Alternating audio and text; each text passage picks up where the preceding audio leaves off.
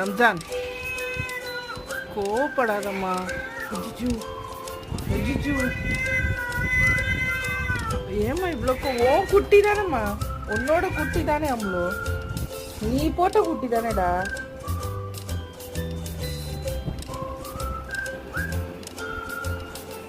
நீ போட்ட குட்டியா இல்லையா சொல்லு. அப்புறம் எதுக்கு இவ்வளோ கோவம்?